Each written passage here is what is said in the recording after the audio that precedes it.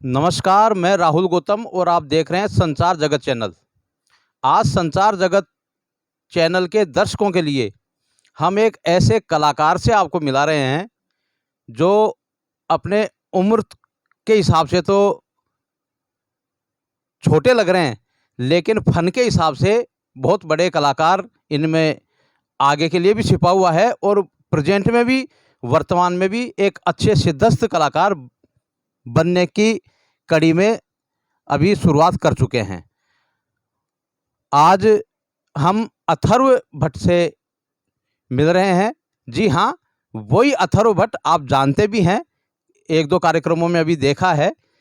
पंडित विश्वमोहन भट्ट जो हमारे राजस्थान के सिरमौर कलाकार हैं, जिन्होंने इंटरनेशनल स्तर पर मोहन वीणा का और अपना राजस्थान का नाम रोशन किया। पद्म भूषण जैसा सम्मान, ग्रैमी अवार्ड उनको मिला। हमारे लिए बहुत ही खुशी की और गर्व की बात है कि ऐसे कलाकार हमारे राजस्थान में, हमारे जयपुर में हैं।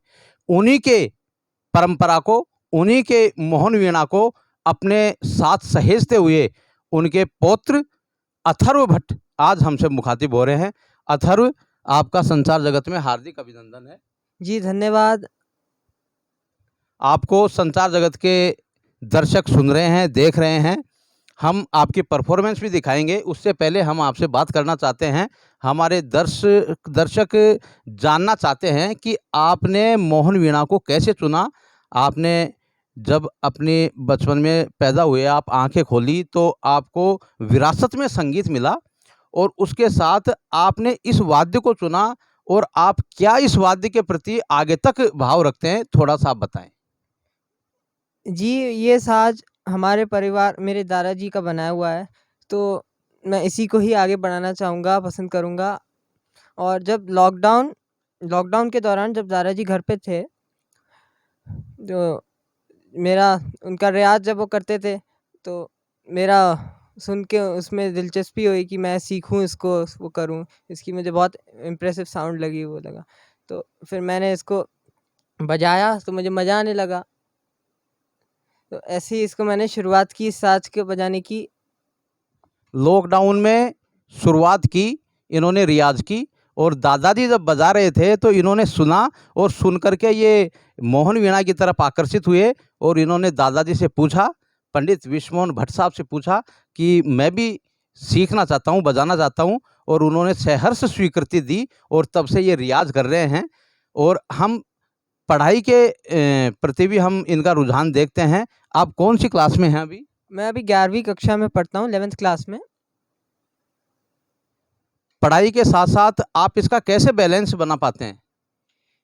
जी, चाहे एग्ज़ाम हो पर मैं रियाज़ कभी नहीं छोड़ता हूँ, चाहे 10 मिनट करूँ, 15 मिनट करूँ, रियाज़ रोज़ करता हूँ और ऐसे ही मैं बैलेंस करता हूँ दोनों को।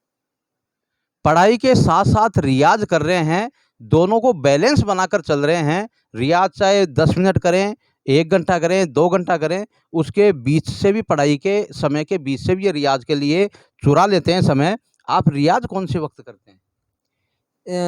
जनरली तो मैं शाम के वक़्त ही रियाज़ करता हूँ, शाम को 5-6 बजे या 7 बजे ऐसे करता हूँ रियाज़, शाम को ही जनरली होता है।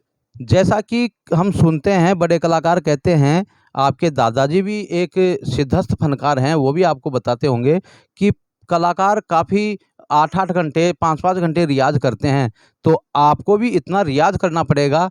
उस कड़ी में आप क्या कहना चाहेंगे? जी, मैं रियाज़ करता हूँ, एग्ज़ाम टाइम में थोड़ा रियाज़ कम हो जाता है पढ़ाई की वजह से, पर मैं वैसे जब एग्ज़ाम नहीं होते हैं तो मैं काफ़ी समय देता हूँ उसको। 5 घंटे, 6 घंटे भी दिए हैं मैंने दिन में इसको, काफ़ी समय देता हूँ। निरंतर 5 घंटे, 6 घंटे का रियाज़ कर रहे हैं। एग्ज़ाम टाइम में जैसे समय मिलता है, लेकिन प्रतिदिन रियाज़ करते हैं, रियाज़ नहीं छोड़ते हैं। बड़े कलाकार कहते हैं, जो रियाज़ करेगा, वो ही राज करेगा। इसलिए संगीत में रियाज़ का बहुत महत्व है।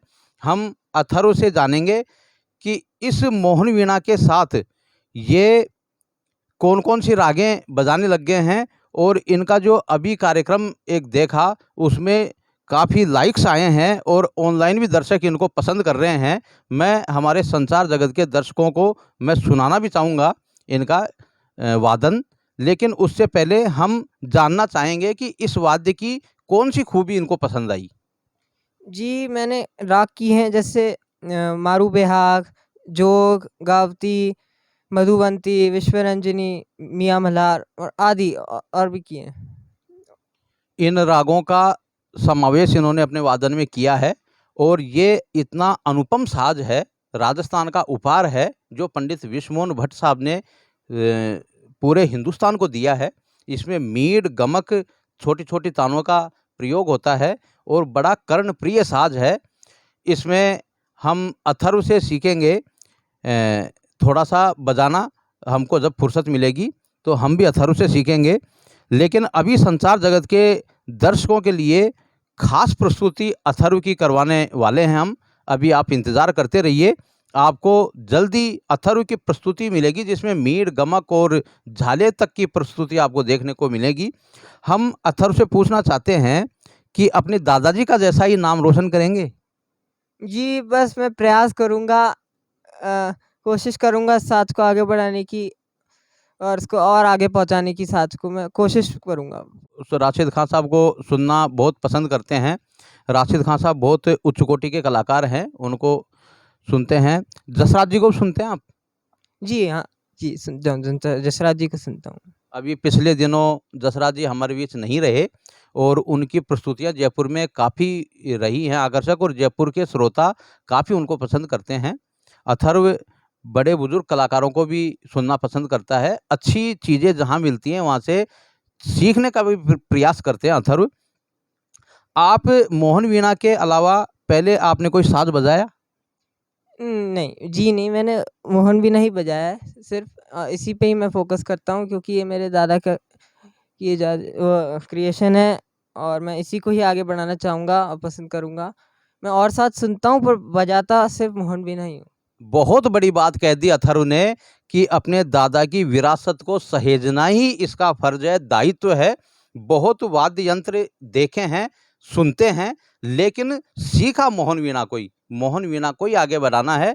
मोहन वीणा को उनका सहेजने के लिए एक प्रथम दृष्टि से हम देखें गंभीरता के साथ अथर्व इस फील्ड में उतर चुके हैं और आप जल्दी देखेंगे अथर्व को बड़े-बड़े मंचों पर और अब इनकी प्रस्तुति भी आप देखेंगे, शानदार प्रस्तुति देते हैं अथर्व।